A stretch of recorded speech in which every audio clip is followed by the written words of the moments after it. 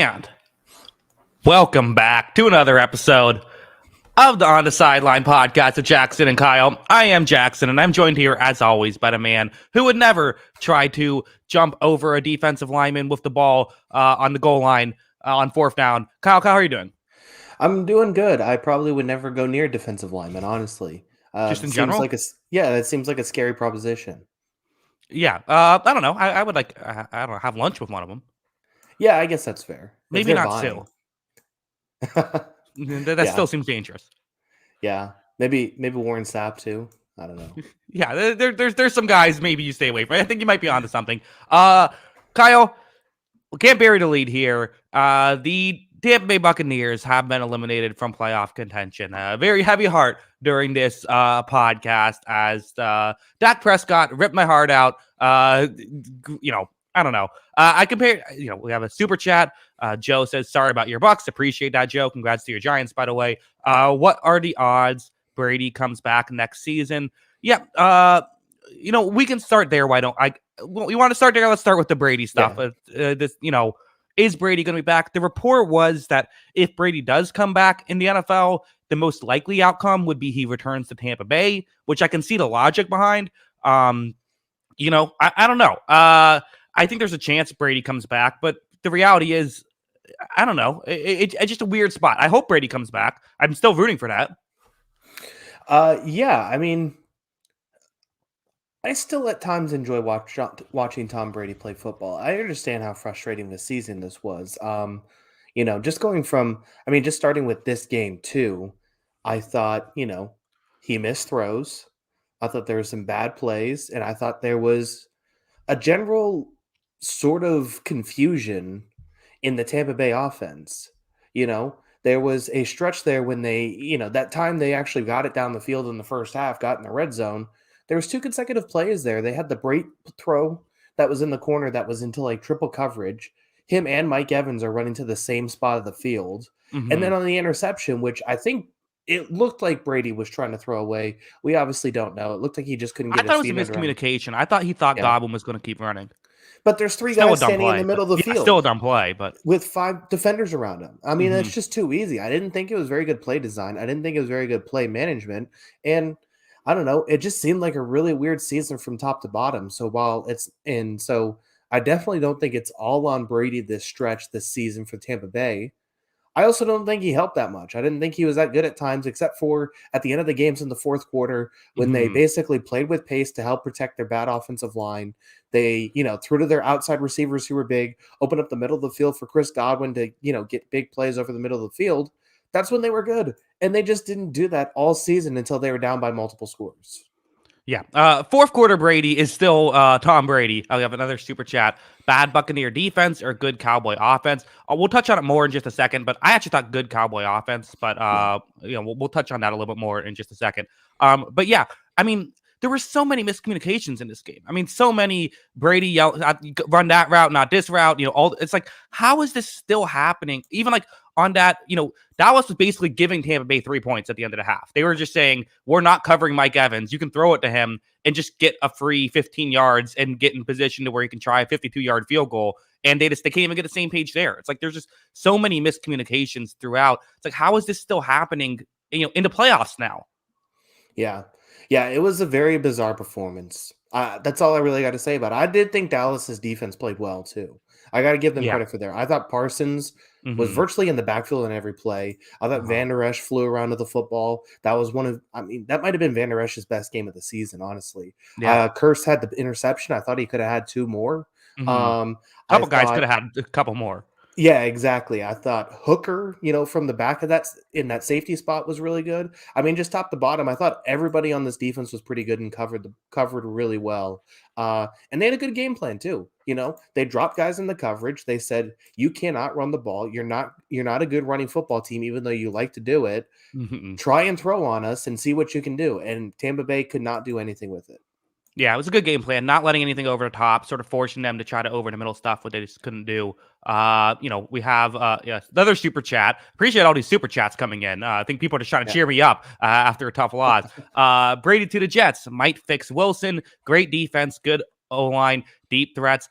To me, I think that he wouldn't go there because I don't think he would want to step on like the Patriots' toes. I really think that like he wouldn't want to go to a division like that. It yeah, I mean, it would be weird, definitely. I hope he doesn't. I don't want him to play for the Jets. Mhm. It would definitely be weird. I mean, I don't know. I'm not putting anything past him at this point, I guess is the question. I think, I don't think New England's crazy. I don't think San Francisco's crazy. I don't think Las Vegas is crazy. If you told me he's going anywhere, I would be like, yeah, sure, okay. Besides like Green Bay, that's not happening. Or Indianapolis, that's not happening too.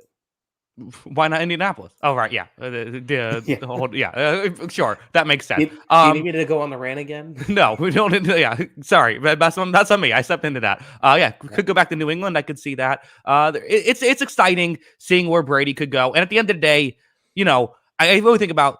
I would feel a lot worse. I think had Jared Cook not fumbled that ball in the Saints Buccaneers playoff game, maybe I'm feeling a lot worse about this situation. We got the Super Bowl. We got Brady was sort of a hired gun during these years. It was a lot of fun. Still hope he stays. But as long as he doesn't go to the Saints, I'm still going to be. I'm not going to root for him after he goes, though. I have to say, Kyle, I'm not going to be one of those Patriots fans wearing the dual jersey. Brady. I'll root for him a little bit, but not in that way. Well, I was definitely a Brady supporter when he left, Sure. but those dual jersey people suck. I mean, Yeah. that's a whole different level of stupidity. Right. Like that's something totally different. I could still support Brady because he won me a lot of championships, but that's a different story altogether. Mhm. You better hope he comes back, honestly, because I can't imagine what this would be like with Blaine Gabbert or Kyle Trask. Oh my God, Byron Leftwich, Todd Bowles, and Blaine Gabbert at the helm. I mean, talk The about dynamic duo trio. that's. I mean, it's not that's probably actually best case scenario other than Brady coming back, just because it guarantees we're going to get like a top 5 draft pick. Yeah, Caleb Williams would be nice too. So I do have to ask about that. So the Todd Bowles situation of all this was a Mhm. bad season for Todd Bowles. This was a terrible Yep. season for Byron Leftwich. Early in this game, you had a 4th and 3 around midfield. Do you feel like that's when it was over? I mean, that's just it's just not what they do. Yeah. This is what I think they should fire Todd Bowles. I know I get why they probably won't. You just don't want to fire someone after their first year head coach, especially making the playoffs, albeit with a losing record, and with a team that was tied for the best record in football the year prior. Still, you don't want to do that.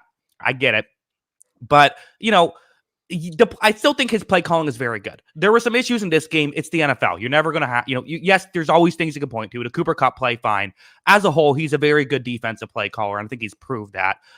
He's a big part of why they won the Super Bowl a couple years ago.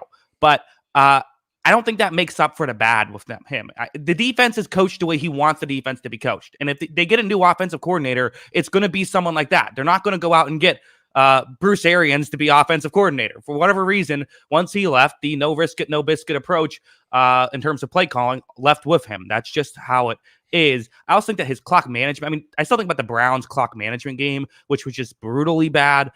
His 4th down decision making is bad. I think that he hurts the team more than he helps them. I think I would fire him and let him become, again, the highest paid defensive coordinator, which he would deserve because he is so good at that stuff. Yeah. The one thing about Tampa, I guess, putting a bow on this team too is, just like, I know this wasn't the most analytically advanced group with Bruce Arians, but like, how is nobody watching what this team does in the 4th quarter of games and saying we need to replicate that? Yeah. You know, we kept like, I felt disgusted with myself after our Wednesday show because I'm like, all season I was harping Cowboys are good, Buccaneers are bad, and then the Mhm. second Tom Brady's in the playoffs, I'm like, oh, I'll take the Bucks in the game. I ended Right. up betting the under, which remarkably hit all my playoffs bets for the weekends. Shout out to Brett Nice. Maher. So it's I just I can't fathom watching what your team does well, which is spreading the ball out, s- playing fast to get a defensive line tired to protect your offensive line, protecting your quarterback who clearly doesn't want to get hit. All that kind of stuff was working for you. And you waited until you were down multiple scores in basically every game to deploy that offense, which was your best offense. I understand that's like, okay, it's the NFL. Will an air raid offense that's, fast paced and gets to the line of scrimmage right away work? In the long run, probably not. But if it's your best bet to move the ball and get points, Like, I understand he's a defensive coordinator and he wants to protect his defense. That's why he punts. He's ultra Mhm. conservative. That's why he, doesn't want to play fast paced as much as possible. He wants to play the game slow. He wants to rest his defense and have his defense at his best. But 2023, you have to score points to win football games. This Yeah. isn't 1990. This isn't 1995. You cannot win games 16-13 all the time, 17-16. You have to score points. And he just seemed uninterested in scoring points, which is, he seemed more interested in preventing points than scoring points, which is just not the right approach to playing the game. And it's why it's so hard for defensive coordinators to get head coaching jobs, because it's not the right approach to football. If you're a defensive coordinator moving into a head coaching spot, you have to adjust your mindset. And Todd Bowles hasn't adjusted his mindset. Yeah, I completely agree. I think that's all well said. Let's talk about the Dallas Cowboys. We Yeah. got to give them some credit. Dak Prescott, an EPA of 28.7 total in this game. This was an incredible day. So you had talked about, all season, kind of your thought was, hey, if Dak Prescott gets hot in the playoffs, who knows what can happen? We've seen him get hot before. Could this happen? And I was like, Kyle, please. Dak Prescott's not having a good year. This is not going to happen. This is not. There's not going to be a Matt Stafford 2.0. Dak Prescott was amazing in this one. Yeah. I think Troy Aikman said it was his best game of his career. And I mean, I probably haven't watched as much Cowboys football as Troy Aikman, but this is probably the best Dak Prescott game I can remember. He was unbelievable in this game. I mean, a huge credit. It's so hard to take the time to go through the credit that everyone deserves on this Cowboys team for this game. But like, Mike McCarthy deserves a bunch of credit outside of Yeah. trotting out his kicker for every extra point. Kellen Uh-huh. Moore and his play calling deserves a ton of credit. Dan Quinn and his play calling deserves a ton of credit. Like, 8 defensive players were amazing in this game. Prescott was amazing in this game. Pollard was amazing in this game. Schultz was amazing in this game. But Dak Prescott and his ability to read the defense, that first touchdown throw was like one of those tier 1 quarterback kind of throws where he went through 3 progressions basically to set up his tight end Schultz in the end zone for an open touchdown. It was one of the easiest throws I think he's made all year, and he set it up all by himself basically. It was an incredible play. I thought he was fantastic in this game. And yeah, I mean, the hot quarterback can win a Super Bowl if it's not a tier 1 quarterback for sure. And we saw it last year with Stafford. Prescott is just as capable of as a guy like Matthew Stafford, Joe Flacco, 2011 Eli Manning, of going on these runs in these spots and potentially winning the Super Bowl. We just haven't seen him yet for him, and it's the Cowboys, so honestly, we kind of write them up before they even get there. And I think that's the biggest thing going against him. So I definitely think he has the talent to go on a run like that, and he started off well this game. Zachary Stewart says in the chat, with this game, Tom Brady officially falls below Tim Tebow in overall playoff passer rating. I don't know if that's true, but I hope it is. Yeah, that's a fantastic stat. I mean, Tebow had Jesus on his side. It's not fair. Yeah, Skip Bayless is definitely bringing it up tomorrow. Is he? I feel like he would defend Brady. He loves Tebow too, doesn't he? I thght that was his whole thing. Oh, yeah, that's right. Yeah. His claim to fame was he loved Tebow and hated LeBron. That was his whole thing. I don't know. Right. Yes. Also a super chat. Another one. Again, thank you guys, everyone. I appreciate it. Dak will fall back to earth next week. Cowboys perfectly set up to get blown out next week by the 49ers? Question mark. I have to say, heading into this game, I was optimistic the Buccaneers could win, but I was definitely saying I thought this was the winner was basically winning the right to lose to San Francisco. I did not really have high hopes that, that's kind of one thing that makes me feel a little bit, it kind of makes it a little easier for me, is the fact that I'm like, okay, even if we win this game, what's going to happen? Probably nothing great. But with the way Dallas played, I don't know. I think they have a chance next week. I really do. Yeah, San Francisco has played some incredible football right now. They're going to be rightfully the favorite in that game. And they are a good football team. So it's going to be tough to beat. But I think one of the things I kept arguing all season was I think the ceiling to Dallas is pretty close to Philadelphia and San Francisco, that they can beat either of those teams. And in this game, we saw the ceiling to the Dallas Cowboys. Now, Yeah. You looked at this game and what they did offensively, like Tampa Bay threw a bunch of zone at them early in this game. Dak was able to pick them apart. They called all the right plays. Everything worked. Tampa Bay started going to more man in the second half. They had these man busters. They had these crossing routes that killed Tampa Bay and all this stuff. San Francisco is a team that does like to mix it up and try and catch you by surprise. If they're able to kind of hit on all cylinders like this, it's not out of the question that they can beat San Francisco. They're the underdogs. They're not going to be the favorites for a reason, but it's not out of the question. Yeah, I thought they were so well coached. What a game for Dallas. I completely, I'll admit it, hand up. I was too low on Dallas. I didn't think they had this in them, and they did. So I'm all aboard the Dallas, Dallas dark horse train now. Should be fun. Yeah, yeah, it'll be interesting to see that. There's some very good games next week, obviously, with the final, what is it, 8 teams. Yeah. So, I mean, is that the best? Is that the best game of the weekend? I think so. Buffalo in Oh yeah, Cincinnati is probably number yeah, one, but that's probably number two. yeah. Those are the top two for sure. So, Hmm. And I even the think other ones are interesting. yeah, yeah, yeah. I think so too. So, I think I got everything on this one. You got anything Yeah, else? we spent a while on it, but again, kind of worth it. Since it's the Buccaneers, we knew it was going to take a little bit longer. Yeah. Writing the eulogy on all of that, and again, we'll talk plenty more about all these teams that are eliminated in the off season. We do tons of off season content, but let's talk about a team that we thought was going to be eliminated. Jaguars. Oh my God, Trevor Lawrence not ready for this moment. Jaguars are dead. Is Urban Meyer on this team? No, not so fast. What a comeback. The Jacksonville Jaguars come back from down 27-0 to beat the Chargers. Kyle, your thoughts? Oh my God, that was funny. This is if you told me a team blew a 27, if you told me preseason an NFL team blew a 27-point lead in the playoffs to lose and get eliminated, I would say, okay, Chargers or Falcons. Yeah. This is basically the script of this team. I don't know what's happened. This is the most cursed football team I've ever seen in my life. They need to pull like a Ted Lasso burial thing. They need to burn everything. Something Uh-huh. needs to change. They need to, find any sort of voodoo magic they can. Maybe Brandon Staley can do some more of those hip thrusts on the sideline to figure it out.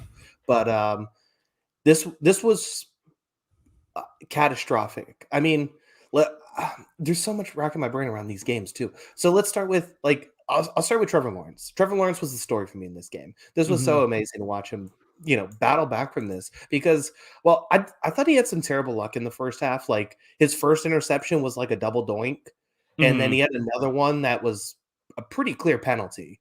Um, Uh-huh. you Yeah. know, the other two were still bad throws, and at one point, I think he was like 5 of 17. So I'm not going to try and say Trevor Lawrence Right. was good in the first half. I'm not Hmm. justifying it. He still had some pretty bad plays. Not San Diego, Los Angeles covered very well in this game too in that first half. But I don't know the audacity to come back from a game where a half where you threw 4 interceptions to like do this. I mean, was second half Trevor Lawrence the best quarterback of the weekend? Like, I don't think that's out of the question. Like, he was really good. Those out routes that he threw, that, he put those right on his guy's chest every freaking time towards the end of this game. He had 4 or 5 just absolute money throws at the end of this game. And it was such a bad first half, but an unbelievable second half for me. I thought he was incredible in this one. He managed that. He and Doug Peterson. Doug Peterson's another guy. Just the balls on that guy constantly. He ran a wing T offense on a 4th and 1 with the game on the line. A wing T Hmm. offense. He Yeah. he he ran a wing T sweep like it was Army in 1945 for the game winning first down. It was the Uh-huh. most bizarre thing we've ever seen. And I mean, the balls on those guys to be able to just win this game at the end. I mean, it was awesome down the stretch. Doug Peterson knows how to call a fourth down in 1 yard to go play call. Yeah, he definitely that's the one thing he does best. I Yeah. mean, it was incredible. Yeah, yeah, very well. And also, it was 5 turnovers in the first half too, because there was that punt that bounced off of the Yeah, Jaguars player's helmet. So it yeah. was you had a turnover differential of +5 in the first half, and actually, I think that's where the Chargers lost it, Kyle. I think they lost it by not getting up more because they had opportunities. I mean, they had several opportunities to really go up by a lot more than they ended up going up by. 27-0, you think would still be enough. But I think looking back at it, that might be where the biggest thing I look back at and say, like, yeah, they really had some opportunities to put more points on the board. Well, it wasn't really that good of an offensive game for them. Like Hmm. it just wasn't. They had 4.6 yards per play. They weren't very good throwing the ball. They weren't good running the ball at all. They had to abandon. I mean, part of the reason why they couldn't drain the clock in the second half was because they couldn't run the ball. Like I think Hmm. we'll get to Staley in a second. Let's save that for the end. Sure. But like for all the criticism of Brandon Staley's play calling, management, and all that kind of stuff, like you can't call running plays if you're getting 1 yard gain Right. constantly, right? Like Hmm. it's an impossible task. The big thing for me was they just weren't very good in key situations outside of red zone situations in the first half of this game, where they were 3 or 4, I think, in the first half on red zone situations, and a lot of that basically just had to do with field position battle. They won the field position battle by a ton because they kept getting turnovers, they kept getting interceptions, and set their offense up for easy scores. I didn't really think it was that good of an offensive game. They just converted their early chances, and that kind of, made the score what it was, and then it felt over. Yeah. That's kind of my thought. Is I kind of felt like this game was Jacksonville was clearly the team that should have won for most of it. They just turned the ball over 5 times in the first half, and that's why Chargers got up by so much. I kind of feel like it was sort of the Chargers got lucky to get up by so much, and that was a big reason why the comeback happened. Yeah. Was there an Elias Sports Bureau thing on like how many teams have been -5 in a turnover battle and won a football game? I can't imagine it's a lot. Yeah, I wouldn't think so. Yeah. But I mean, yeah, so it was a rough game for the Chargers. They couldn't get anything going in the second half. And I mean, I, I didn't even know where to go with this offense, which like why did nothing work? Why did nothing like this Jaguars defense is good. I think it's a solid defense, but they basically suffocated them in the second half. Why could they not get anything going here? Yeah, I mean, it really was like they just didn't have, thing about the Chargers is really, I mean, they missed Mike Williams. And I think that's kind of the main Brandon Yeah. Staley thing you could point to is they really missed Mike Williams in this one. I think having him, I think they win this game if they have Mike Williams. Yeah. Well, there was a whole lot of it too, where it's like right after that, DeAndre Carter fills a spot. DeAndre Carter gets hurt. And then they're running that 3rd and inches jet sweep play to Bandy. Bandy, I think it is, who I think Bill Barnwell said hadn't had a handoff since college. And this Mhm. guy's getting a jet sweep call, and he turns away from the jet sweep because he's not prepared to take the football. It's a fumble. You have to punt on 4th down because you lose like 10 yards on the play. Like, I I do think Staley's failures in this game and the offense's failures in this game, and if you're gonna chop heads in this one, if you're gonna take out Lombardi and Staley from this game, it's because of a mismanagement of situation. It's a mismanage of roster mismanagement. All that kind of stuff I think played a part in them losing this game. Kyle, my last thought before we get to Brandon Staley, it took everything. I was so close to tweeting some probably not nice jokes about Trayvon Walker, just some jokes in general. After I mean, he finally gets to the quarterback for a half a sack, and then promptly pushes, Herbert to the ground, getting a 15-yard penalty and extending. I mean, that could have been one of the most boneheaded penalties of all time had the Chargers held on to win that one. Yeah. It was a rough game for him in this one. I did not, there was a lot of good players on this Jaguars defense from this game. Trayvon Walker does not make the top 10. Yeah, and listen, we couldn't have a podcast without me at least bringing that up a little. Yeah. Aiden Hutchinson would have made an impact. Who could say? Who could say? Maybe it's impossible to know. Kyle, I think it's fine to fire Brandon Staley. In fact, I think if Sean Payton wants to come here, you pack Brandon Staley's bags for him, right? I think that's fine. I don't know what he did that was so bad in this game. It feels like a lot of the criticism is saying, well, he blew a 27-point lead, which, I think I have some criticisms. I have some critiques of this game, but it feels like just saying his team was up 27-0 and they lost, so therefore Brandon Staley is bad. I don't know if that's fair. Yeah, I don't think that's necessarily. That's not 100. I mean, I think it's fireable because he wasn't convincing for the first 2 years of his tenure. Sure. And this was kind of, the icing on the cake. If this is your singular game for saying Brandon Staley should be fired, I don't think that's necessarily fair. Obviously, you could say, well, they didn't have all their receiving core. Well, part of that was because he played his receiver on week 18, who, Right. the defense, the players also could execute. That's another part of this is like, Right. they could execute plays. And if they convert that 3rd and inches play, even though I think it was the wrong play call, that's part of that's part of the thing where if they do that, they win. So I don't think it's all in him, but I do think if you look at his whole 2 years of tenure, based on the talent and investment in this roster, I definitely think I wouldn't say like Oh, he shouldn't get fired. I think he fully deserves.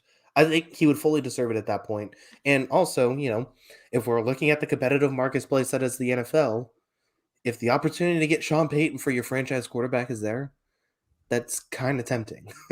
Yeah, I think that's a no-brainer. And to be clear, I'm fine with. I don't think you have. I'm on the take of. I don't think you have to fire Brandon Staley, but I'm fine with firing him. I think that that would be a Mhm. fine decision because the reality is, making the playoffs and being kind of a bubble playoff team these past couple years with Herbert is just not good enough. You need to be better than that. That's it's and also it's like, what is the value of Brandon Staley at this point? Okay, his defensive idea, his defensive philosophy was interesting, worked incredibly well with Aaron Donald, and that was perfect. Like that was the exact right coverage to use, and it kind of changed the NFL. I still feel like people credit Vic Fangio for changing today's NFL. I think Brandon Staley was the one that got people to copy him. I think that was what got people to start running this sort of quarters coverage consistently. But they don't really have the personnel to do it. And again, I thought Brandon Staley did some nice things, X's and O's wise in the second half, but it's not anything crazy. So I don't think you're keeping him for his defensive play calling. He doesn't do the analytics stuff anymore. I mean, he still is on the better side of it, but he's not like what he was 2 years ago. So you're not Mhm. getting the added benefit of that. They haven't done a great job, I think, X's and O's wise offensively, which that's what matters at the end of the day. Offense wins championships. So why are we keeping him? Yeah. I think the interesting thing is, so like I think a lot of these advanced analytics coaches were heralded early on, but Mm-hmm. just about everybody uses analytics now at this point. There's very few Not instances. everybody. Yeah, I know. I know a team that doesn't. Just about everybody does. So that's why it's weird when we look at like Todd Bowles punting all the time, or if we look at like a Bill Belichick ultra conservative. But those teams also have bad offenses that probably play a part in it. So like if everyone's caught up to you though at that point with this analytics, with the analytics, what is your edge? How are you gaining an edge against your competition amongst the other coaches in the league? I think that's the question we have for Staley because guess what? Yes, he was innovative with his deep quarters defense. He was innovative with the way he used analytics as an approach. Everyone's doing that now, though. So, what is his edge? How is he making a difference out there? Yeah, good point. Also, have a super chat. Yeah, this is something I've heard. Chargers owner is cheap. Just look at the history of coaches. Think he would have been fired already by now. Think he gets another year. Yeah, I agree. I think he probably would have been fired by now as well. I mean, that's the real thing is that, it does cost you some money if you fire a head coach early. Yeah, I mean, aren't they paying to play in the Rams stadium basically? So, Yeah. Yeah. So I could see it. I think that that's fair. Let's move on. Very fun game that one was. Let's talk about. Let's go to the Giants Vikings. Why don't we? The Fraud Bowl was complete with Daniel Jones. Are the Giants frauds? I don't know. They looked good against a not great Vikings defense. This is maybe more about the Vikings defense than it was about the Giants offense. But you got to give Daniel Jones credit. It reminded me a little bit of like how teams play Lamar Jackson a little bit, where it's like they tried to play man and Daniel Jones was able to just run all day against the man coverage. So they stopped playing man and then they were able to just pick apart against zone. That stuff can definitely work out. And, again, does this team have a chance against Philadelphia? I don't know. They got crushed by them the last time they played Philadelphia when both teams were playing their starters. But we've seen this a couple times now, and I feel like the Giants, who we've been very critical of on this podcast, they're getting hot at the right time. We talk about getting hot at the right time, and we said this, a couple weeks ago when they looked really good against the Colts. Now another good performance against the Vikings. The Giants are going to win the Super Bowl, right, Kyle? It's going to happen. it might just happen. This team's hot. I mean, the funny thing is, they played very well in this game, but at the same time, like it's very hard to gauge because, like, if you asked us to pull the situation before, like outside of Tampa, who's an 8-9 team, we probably had these as the two worst teams in the playoffs. Uh-huh. Like, so Yeah. I mean, I think that's kind of what it was the two worst teams in the playoffs. Now, Daniel Jones did play very well. He diced this defense, but like, I think it warrants saying that like Mac Jones had his his best day of the season against this Vikings defense, again in a Matt Patricia offense. Right. So like, this Viking secondary was terrible all season. They didn't get enough of a pass rush to supplement that. I mean, Evan Neal is on this freaking Giants offensive line, and they couldn't get enough pressure. Like, Yeah, I don't get that. Mhm. He's the worst right tackle in the league right now, and you can't just get guys on him one-on-one and win battles. Like, it was just a very bizarre Vikings defense this season. This was a bad football team. That's what it was. Huge credit to the Giants, though. They came out and won this game on the road in a playoff environment. I thought they played very well. And Daniel Jones, playing for a contract, continues to see that number rise. Yeah, Joe in the chat says been waiting to prove y'all wrong. Hey, yeah, a little bit. So I didn't expect them to be one of 8 teams. Definitely not. I didn't expect them to make the playoffs. And next week I'm going to say I didn't expect them to make the NFC Championship game. Yeah. Right. That's just where they're at. Right. Saquon Barkley, obviously the running game in general working. And I gotta say, like, who is this Isaiah Hodgins guy all of a sudden coming out and playing good football? Like, all these, Darius Slayton's always been kind of a nice player. He had that brutal drop that that also felt like if the Vikings came back and won, that could have been one of those plays. But luckily for him, did not happen. They got some guys who are making plays here. Yeah. I mean, the big thing with this team is it just doesn't seem like it beats itself at this point. It's very well coached, and these players are disciplined. Mhm. Outside of that one job, like you highlighted, like, they don't do dumb stuff. And I feel like that just goes a long way because we see time and time again, you mentioned, the Walker play, or, you can point to any number of Chargers plays in that game in the second half. Like, teams who don't do dumb stuff win football games a lot and it gain an edge. And it just doesn't seem like this team does dumb stuff. Um, so yeah, I mean, I think that went a long way in this game. And I think, is Dayball the most popular man in New York right now? Ooh, most popular man in New Aaron York. Judge or Brian Dayball? Yeah, I think probably Aaron Judge. Maybe right now Dable because he's more in the news. Yeah. Jalen Brunson too, maybe. I mean, he's a popular guy. Sure. Yeah. Besides the point. So I do want to talk about this though. So this Dayball situation. Hmm. I think he's the coach of the year this year. It feels like a lock at this point. We'll see if Hmm. he ends up winning it. But with this Daniel Jones thing, so you know, we're now seeing this twice where, like, I don't think like Daniel Jones was this good all year, but he was pretty good this year, and obviously had his best in this playoff game. But like, is this going to change how we evaluate quarterbacks now?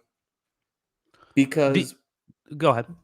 we've seen Dayball now with two guys who are kind of viewed as these project quarterbacks. And Josh Allen's first few years in the league, guess what? Josh Allen didn't look that good his first few years in the league. He gets with Brian Daboll. Things all of a sudden get a lot better. Josh Allen is now one of the best quarterbacks in the league.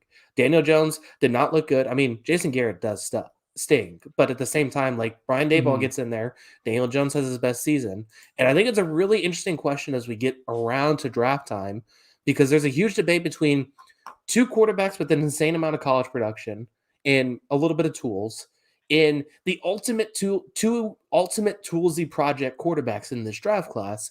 Is this going to change how we evaluate quarterbacks? Where if a guy like Brian Daboll, if you can find your Brian Daboll as your coach, can you get one of these ultimate project toolsy kind of guys and turn them into a good quarterback in the NFL? Because the argument was always you wanted your guy developed by the time you want your guy running a pro style offense in college so that he could run a pro style offense in the NFL, learn the NFL game, and be ready to go. Now it doesn't seem like that's the case. It just seems like you want the tools and you're going to teach him how to play quarterback in the league at some point. Yeah, maybe. I don't know. I mean, I don't think it'll be the Daniel Jones thing that does it. To be honest, like I like what Daniel Jones has done, but he's proven he's a tier 3 quarterback at this point. Yeah, I would say so. Yeah. So I mean, which is good. Like, there's value there, but and I think that it's definitely impressive to see what Dable can do. I think it's maybe to your point of like the best predictor for future success when it comes to quarterbacks is situation they've been drafted into. That's like the best predictor, which you think wouldn't be the case. You think guys kind of handle it on their own, but definitely situation matters. And you're probably right in that. I don't know. Does this mean you don't give up on guys as soon as you might think? Is this some sort of a, Yeah. hey, maybe don't give up on guys, but at the same time, obviously you got to give up on guys at some point. That's always the difficult question. I don't know. I still kind of view it as young quarterbacks are just, sort of, it's a grab bag of just, hope it works out. Yeah, it's definitely a crapshoot, but it is an interesting conversation, I think, going forward, especially where I just think we're seeing more and more, as DJ asked here, what's he saying to the guys to make them so good at QB? I don't think it's necessarily anything that Dayball would say. I think what we're seeing basically is so much of these offenses now, scheme easy throws. And all it is basically utilizing their physical tools to get them to move, to get them to be unpredictable, and make their throws that much easier. Because if a quarterback is unpredictable, if a quarterback can move, if the defense has to focus on the quarterback more, they're spending less time focusing on receivers, and receivers get more open.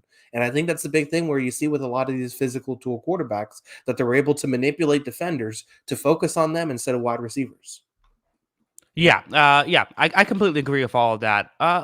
Let's shift gears, why don't we? Let's talk about Minnesota. Let's Okay. eulogize the Yeah. Vikings, who, you know, uh, people are getting on Kirk a little bit for the check down on 4th down and 8, which is fair. I think that not the right play call there. I think that's reasonable, but or not the right decision. I mean, by him. But Cousins played well in this one. I mean, really, the offense was good, and especially when you factor in Justin Jefferson had total EPA of just 0.6. I mean, if you told the Giants that, they'd think that they won by 100 in this Yeah. one because of how valuable he is. Obviously, Hawkinson had the huge day by the Vikings, but it just goes back to the defense, which early on in the season felt kind of scrappy. It felt like it was one of those, like, I don't know, 2009 Saints defenses that like isn't great, gives up yards, but like makes the big play. But then it just turned into a bad defense, which is probably to be expected a little bit. And they had some nice players, but it was just not a complete defense, and that's kind of what sunk them. Yeah. I mean, a lot of the guys they're relying on are old too, right? Like Peterson and Hmm. Smith, I still think had pretty good years, Yeah. but it's asking a lot for them to kind of make up for a bad secondary. And the guys next to them were not very good. I thought Tomlinson took a step back on the defensive line. I mean, you just go through the roster, and I think you could basically say what 7 of the 11 guys underperformed our expectations on this defense, and then you could say like Smith, Peterson, Kendricks were good. Yeah. That's kind of how I felt That's about fair. the team this year. Hmm. Yeah, it was just I don't know. Where do we go with the Vikings from here? Like, you're kind of stuck with Cousins. You're stuck with I mean, you have the one thing is I think TJ Hawkinson trade was great. I think that worked out. That kind of completes your offense a little bit, and you hope that your offensive line can get a little bit healthier. That would be a big thing for next year. I think the offense should be good. Is this team maybe a little bit closer than we realize? If they can just get sort of that secondary under control, could this be a team that maybe next year could we could see right back here hosting another playoff game? Potentially. I definitely think they have the tools. I mean, like eventually I think they're gonna have to probably, replace Adam Thielen. Like that's probably something they could Hmm. look into this offseason if they wanted to. But I think Got as to far keep as KJ Osborne. yeah, I do think Osborne's good. So Hmm. if they can get him at a good price, I wouldn't, be Belichick's against going to it. pay him a lot. You gotta figure that out. Yeah. So the tough thing is that some of this defensive stuff is just so unpredictable, though, man. Like, yes, you can get another safety in another corner, try and plug the gaps and reload. But like, would you be shocked if Peterson takes a step back next season? Would you be so shocked if Harrison No. Smith takes a step back Hmm. next season? Right. Can they sustain this pass rush level? I mean, so I just think that there's a lot going for it. Like it's a I think this defense does need to reload kind of, and this offense should be fine. So yeah, I mean, with a healthy Darisaw, with some players back on offense, figure out the defense. Yeah, you can get back to it, but I think it's also easier said than done. Yeah, weird season for the Vikings. Let's move on. Let's talk about a game that was, Kyle. I thought the Ravens were, I thought they were going to pull this upset off. We saw it was sort of a weird trend that happened with all of the 3 games we still have left, where there was 3 games where, okay, Bengals significantly favored over the Ravens, and then get up to a 2-score lead, only for the Ravens to storm back and take the lead. That happened in all 3 of those games. Weirdly enough, the play of the game, obviously, a play that had over the win percentage swing was over 40%.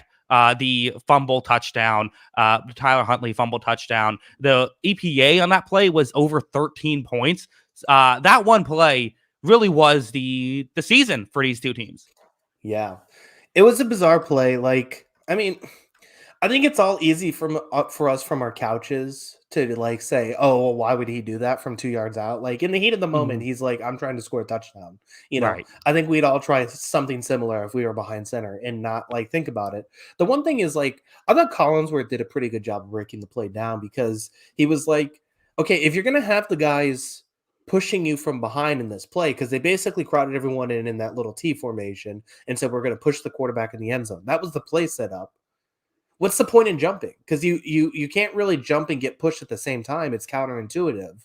So it was a really bizarre, like if you wanted to jump for the end zone, spread the play out and then try that, Mhm. But having everyone crowded in, having all those linebackers basically on the line of scrimmage made it very difficult to run that jumping play. So it was like, I, you know, I it was weird based on the play call, and that's probably something that needs to be coached. Is you don't jump when you're getting pushed from behind like that. But like obviously, I don't think anyone expected that as like the worst case scenario, right? Right. Yeah. I mean, not only that, but football's a weird sport, right? Where it gets knocked out and it happens to go to Sam Hubbard, who's just there to stop a handoff. That's all he's doing. That's the only reason he's over there. But because of that, he's behind everybody and is able to run. And then, I thought Mark Andrews was going to catch him. That was an exciting situation to happen Yeah. as well. But he gets into the end zone for a touchdown. I thought Huntley played well in this one. Like the Hail Mary nearly worked too. It was such a crazy Yeah. game where it got bobbled up and almost was catchable. Huntley had a really good touchdown throw on a sluggo, which love a good sluggo. This was I don't know. It was an impressive performance by the Baltimore Ravens. It was sort of gutting that one play. Yeah, I mean, there were times Huntley outplayed Burrow in this game. I don't think he did for the entirety, but there were times he Hmm. outplayed Burrow in this game. So yeah, I mean, I thought he played well in this one. I thought he made some good throws. Unfortunately, the problem was is he made two mistakes that were kind of costly, and that was Yeah. basically the game. So I mean that was really basically the game. Toronto or not Baltimore ran this basically how they wanted to. They limited possessions. They got their quarterback the ball. They had long sustaining drives because they ran the ball so well. And eventually they converted a few times. The only thing that happened was they eventually, when they didn't convert, it was catastrophic because it was, turnovers that resulted in points. Yeah, absolutely. The for the Ravens, what did you make of this after the game drama of J.K. Dobbins complaining about how Huntley should have never had to be in that position because he should have gotten the ball in that spot and he could have been able to score a touchdown. Dobbins also said that he gave Huntley credit. He said that if Lamar was in, they would have won. There's the kind of thought of if they had paid Lamar might have came out and played. Now I don't know how true that is. I think listen, don't risk a long-term injury in this spot. I think if you're the Ravens, I'm fine with that. But still, there's some drama going on. Yeah. I mean, it was a bizarre comment after the game, and I'm sure he's just frustrated. I'm sure he didn't Mhm. mean to throw Huntley under the bus. Like, And I I don't think think he he was was. I just, don't think that's what he yeah. meant. Yeah, I think he was just, frustrated. But like I guess the hindsight of it is like you can look at it back at it. So let's go back to that situation. First and goal, they try a pass play to Patrick Ricard, which Sure, what elite was receiver Patrick Ricard.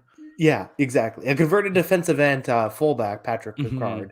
Ricard, more accurately. He was open on the play. It was a bad throw. It left it short. It was incomplete. Mhm. Gus Edwards, like at that point, like I guess the thing is based on what this team was doing this specific game, and what this team's identity is. When you get the ball first and goal in the two, shouldn't it just be run the ball right up the middle 4 times and you get 2 yards? Like I feel like we overthink this as like football fans. Like it it just seems like when you have Dobbins and Edwards, give them each 2 plays and try and score basically. Yeah, that would not be a bad strategy. I think I don't necessarily disagree. I think the teams do overthink that stuff a bit. But just fascinating with the Ravens. Let's talk about the other side of the ball. Let's talk about the Bengals, who they survive. And my take on the Bengals is say what you want about this. Yes, you got outplayed by a team that you had you were 6-point favorites in going into the week. Yes, that's not ideal, but you know what? It's a divisional game. Weird stuff happens. You got out of there with a win. Who cares?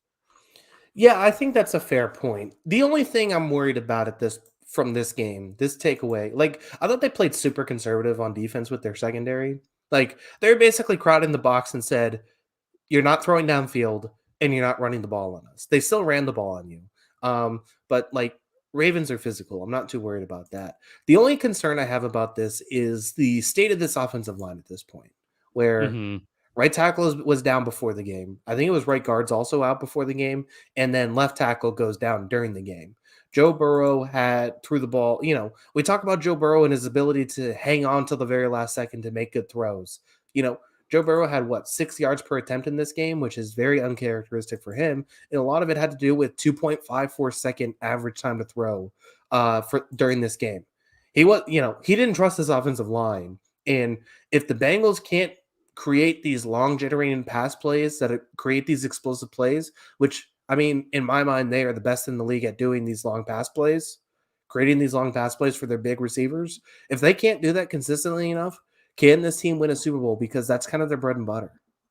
Yeah, that's a good point. I thought the one thing I did to say though, Jamar Chase, you're right, he didn't have those big plays, but I thought that he was amazing in this one, and he was, I mean, he was kind of the offense at times. Yeah, I tweeted this out during the game, man. Like, is it outlandish to say that this guy might go on to be the greatest receiver of all time? Well, I mean, you could say that, and at the same time, he might end up not being the best receiver that was on his college team. Yeah. I mean, Jefferson's been good too, but I mean, this guy, his numbers have been unbelievable. If you actually go back to if you go on Football Reference and look at the Rice numbers, the Rice numbers are just absurd. And Uh you huh. actually have, if you're thinking about how little teams actually threw the ball during that time, and he's having 17 touchdown seasons, it's Right. ridiculous what that guy did. But if you look at Hmm. his first 2 seasons for Chase, he's been, basically in stride with Rice for those 2 seasons. And I don't know. I just don't know how you cover this guy. He's an Yeah. elite he's the best outside receiver in the league. He's an elite slot receiver. He's good. He's fast. He runs perfect routes. He gets open in zone. I don't know how you beat this guy other than put 2 guys on him at all times. Yeah, And and even even then, that. he's still gonna win. Yeah, and he's the best guy with the ball in his hands too. He's somehow also the best in that spot. Yeah. This might be the most talented wide receiver I've ever seen. And that's insane. That's insane to say in year 2, but he's that good.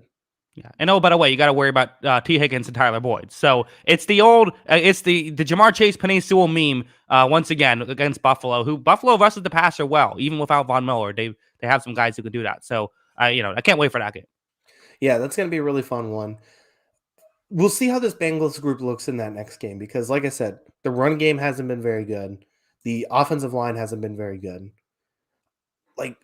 I know they still have Burrow and Chase, and they have a good defense. So it's okay, I still have faith in this team. I think in Week 15, I said they were the team I picked to make win the Super Bowl. But Hmm. because someone asked us to do our predictions, and we each had the Bucks winning preseason, so that was wrong. Right, didn't But I quite nail think that. I think when someone asked us Week 15, I said Bengals over Niners, and I still think this team's good enough to make it, but that's a little bit of concern in these next 2 weeks. Yeah, you're right. The offensive line injuries are concerning. Let's move on. Let's talk. Couple games left. Again, every game was interesting. I thought Dolphins Bills surprisingly so. Another one where Bills get up early, 17-0. Felt like they were up 40-0. The way this game was Yeah. going, and then all of a sudden, the bad side of Josh Allen turns out. And actually, I gotta say, I didn't think Josh Allen was as bad as people are making it out to be. People were, one of the interceptions was a tipped pass that kind of, it was sort of throws it to a receiver who has the inside leverage, but the defender gets his hand in, knocks it up, and then it gets picked. Okay, some blame for that, but not a ton, I don't think. And the other one was a miscommunication. Fumble was bad. But as a whole, either way, you're turning the ball over. And that's kind of what allowed Miami to get back in it. Miami knew they were the underdog. They played like the underdog, and they nearly pulled off this upset. Yeah. He has that tendency to, play hero ball a little bit, right? And, Yeah. even besides the turnovers, I just didn't think it was his best game, but it was the full Josh Allen effect, honestly, is Yeah, what he it went full was. Josh Allen. Yeah, it was what? I think I was looking at the PFF stuff on it. It was 2 turnover worthy plays plus the fumble plus the 6 big play passes, Uh-huh. I mean it's absurd. It's a boomer bust player, and for a large stretch of this game he was boom, and then all of a sudden the Dolphins were in the lead because he made a few mistakes. Yeah, I mean, when that fumble happened, my mouth dropped watching the game. I could not Yeah. believe that the Dolphins took the lead. I thought they were going to win it from there, and then didn't quite work out. You saw Buffalo put up touchdowns on back-to-back drives, and again, that was just the Josh Allen stuff, right? He still has that, like, at any moment he can get a 50-yard bomb. Yeah. It's also really tough to win. Like, bless Skylar Thompson. He's tried his best this end of the season, but it's a And huge played his difference. best game, I thought. Yeah, I thought he was fine in this game. Like, Mm-hmm. I mean, I thought he was fine. But the problem is one quarterback had 9 yards per attempt and the other had 4.9 yards per attempt. And they Right. had the same number of turnovers, which doesn't help either. So, Mm-hmm. like, it's just, he should, it was unfair to judge him in this moment because it was an impossible moment for him to win. That's the way I felt. Yeah, and Bridgewater was healthy enough to be the backup. I don't know why they didn't just throw Bridge. I guess maybe they didn't think he was. I don't know. Maybe he was only at like 80% or something. I think they're just hoping Thompson didn't get hurt. That's probably what it was. You might be right. That might have been. It might have been. Hey, this is the guy who knows the center, and we'll take the snap. Yeah. So yeah, I mean it was just kind of a weird game because it's this is the second week in the row the Bills kind of did this where it seemed like they were going to jump all over the Patriots in week 18 too, and after a huge emotional start, things kind of quieted, and it's like I don't know, it's the Bills kind of remind me of like a hockey team that's like an awesome first period team. Like if you can sustain the Pittsburgh Penguins with Malkin and Crosby those first 20 minutes and then all of a sudden wear them down in the third, fourth quarter, second or third period, that's where you have the chance to win the game. Is it chance that you can like kind of wear down Buffalo a little bit? Because it feels that way. Yeah. Interesting. I mean, I think that they're maybe the better comparison is they're the hockey team that's always making these stretch passes, but isn't that good at them. And so they're like, constantly their poor goalies having to make all these breakaway saves. It's like, I mean, they are good at the stretch. Maybe actually the better comparison is they're really good at those stretch passes, but also they screw it up, which results in like a lot of breakaways because they hit those, but then it's the when a Josh Allen turnover thing happens. That's always concerning. There are ways you can beat this defense. It's not the easiest thing in the world, but there are ways you can do it. And the reality is, this is a team that I don't know. There's holes on this team, but it's a star-driven team. That I mean, we just saw Cincinnati kind of be a star-driven team to make the Super Bowl. It can be done, but they just have to make sure that against Cincinnati, Josh Allen cannot turn the ball over 3 times. He just can't. Yeah, that's definitely true because Burrow's not going to turn the ball over that much, I don't think. Mm-hmm. Unless he's playing Pittsburgh. Yeah. I thought, as far as like, I've voiced my concerns for Buffalo defense, so I'm not going to get too far into it again, but like, I thought the secondaries had moments that it looked really bad and missed some tackles also, which is also concerning, but like, really just the coverage wasn't that great at times too. But there's only so much you could do with Thompson, and they did come up with some good plays too. Yeah, and again, I mean, there was a couple of those Jalen Waddle plays that I felt like if Jalen Waddle nearly was able to get those big plays, but at the same time, you had just like I don't know guys coming through in the last second to be able to knock the ball away. Which listen, if it's Tua, maybe the ball is a little better, maybe that's not possible, but still you got to give him credit for being able to make plays on the ball. Yeah, no, I 100% agree. I mean, I guess if you were going to take the 4 winners, 4 right. 5 Uh, winners. How many teams won this weekend? 6. 1, 2. There were 6 games. 6 games. Okay, thank you. So if you took the 6 winners, I'm How in would a it be daze. 5? It's 11:55, man. I'm tired. Okay, fair enough. Okay, so if you took the 6 winners from this weekend, is Buffalo the team you're most concerned about out of the weekend? I guess is the question. It's most concerned about them losing. Just the performance and going forward. I see. It was just the worst winning performance by a team. Probably, yeah. It would be this or Cincinnati because of the injury, like you talked about. Yeah, I think that's and they're playing each other, so that's interesting. Yeah, and a lot of emotion going into that game too. Obviously, with the rematch, and I think Cincinnati felt unfair by the whole situation. I mean, it was all bizarre, so there was no way to control it. But yeah, I mean, this should be a fun game. Yeah, it is a little bit. I do have to think about it. Like, yeah, why isn't this a neutral site? Like, if Buffalo and Kansas City play each other, that'll be a neutral site. Why wasn't this one a neutral site? I think their argument was basically because Buffalo was even in the loss column with Kansas City. That's why it was a neutral site because technically they lost the 1 seed simply for not playing. Mm-hmm. Um, and Cincinnati still had, a lower winning percentage than Buffalo in the same amount of games. But I I guess so, also but they agree would have with had an Cincinnati. opportunity to Yeah. beat Buffalo. Yeah, I do agree with Cincinnati's argument where we had the opportunity to get the 2 seed, but that we didn't get that game. So, I get both arguments. I Yeah, don't think I there's a guess I winning get it. situation here. Yeah, I guess I get it. If they had the same, they had the same amount of games played, but it's still, again, it was just a tough situation in general with Yeah. all of that stuff. But yeah, I don't know. Fun game.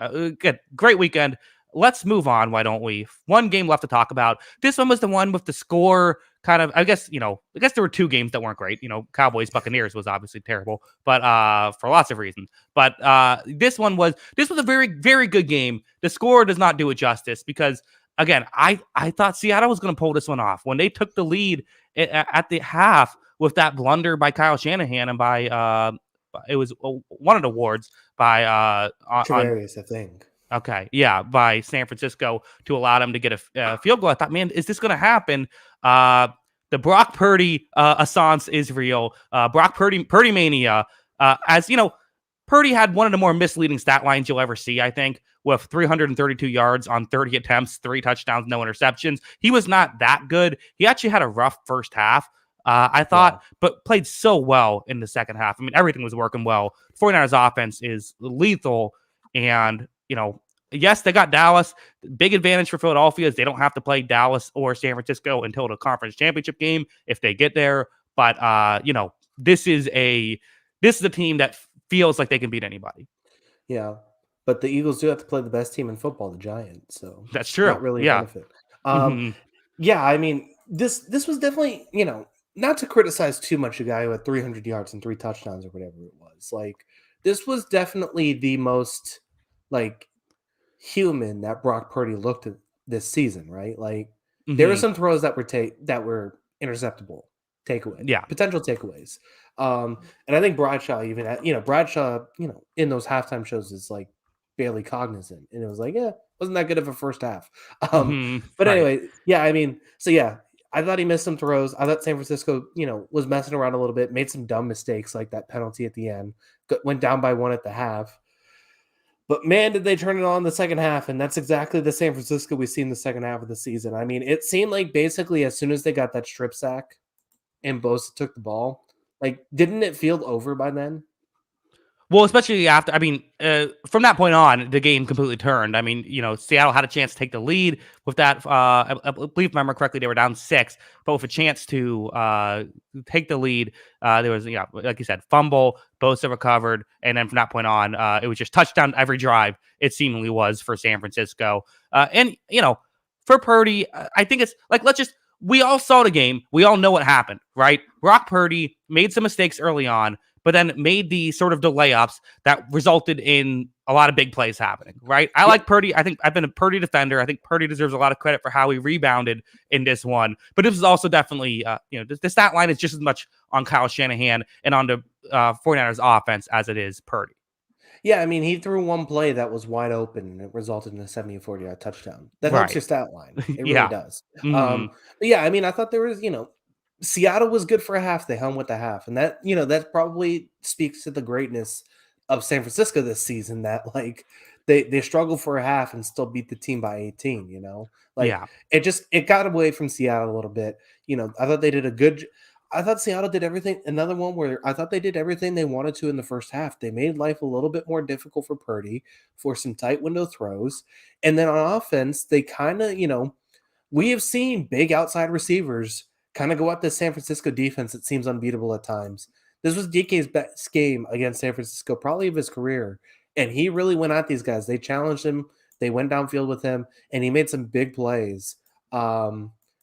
It just, it was hard to sustain for 4 quarters, and that's what I honestly burned them at the end.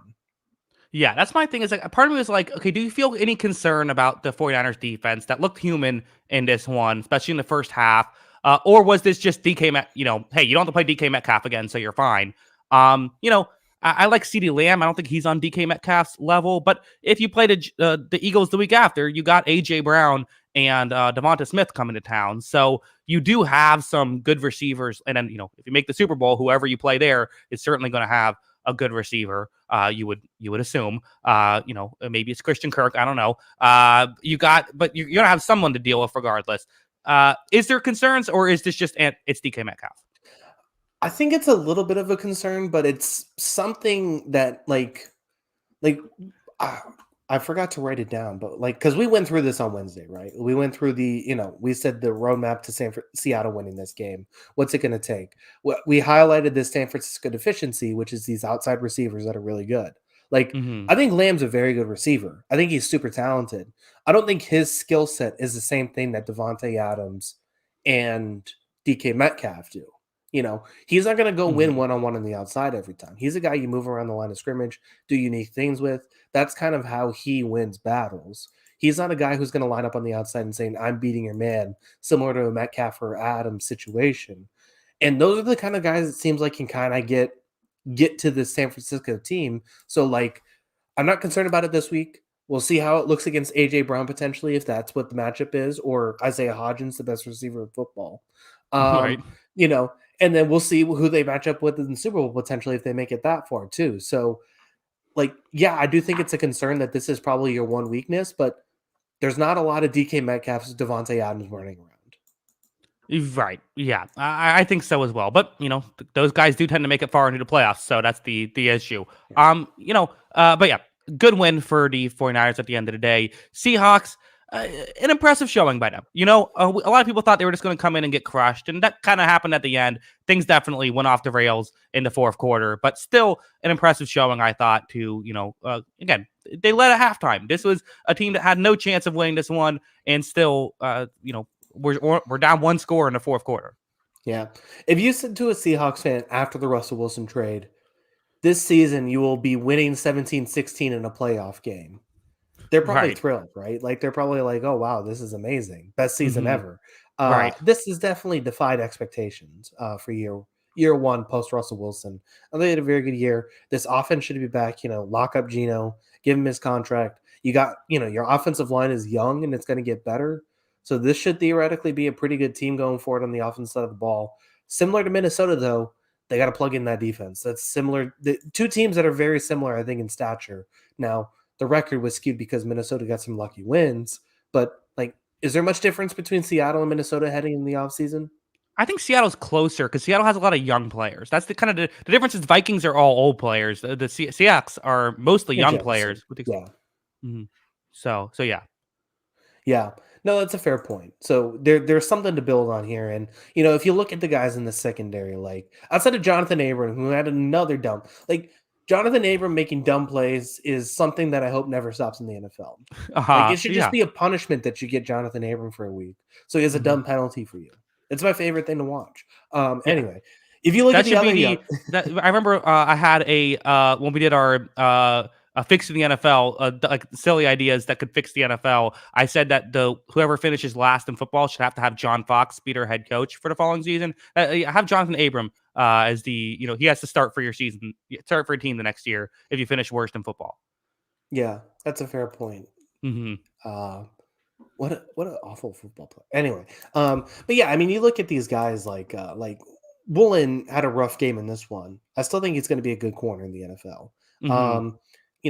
Diggs is still good. I think you go through this list. There's a lot of good players that I think are getting there. It's just going to take a little bit of time. Yeah, I think so as well. And the 49ers definitely keep rolling. This is a team that no one wants to play, and they're playing a team that maybe no one wants to play in Dallas. Should be such a fun final four games. You got the Jaguars, Chiefs, Giants, Eagles, Bengals, Bills, and then Cowboys, 49ers. And how happy must the NFL be getting a Cowboys 49ers game? Oh yeah, they're thrilled. That's the Sunday night one that people are, they're thrilled about that. I mean, between that and the rematch of the Monday night game that was canceled, that Mm-hmm. has to be basically their dream.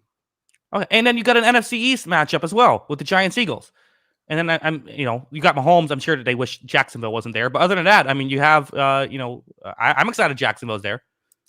Yeah, that's still. I mean, it's Lawrence against Mahomes. That's still there's still storylines aplenty.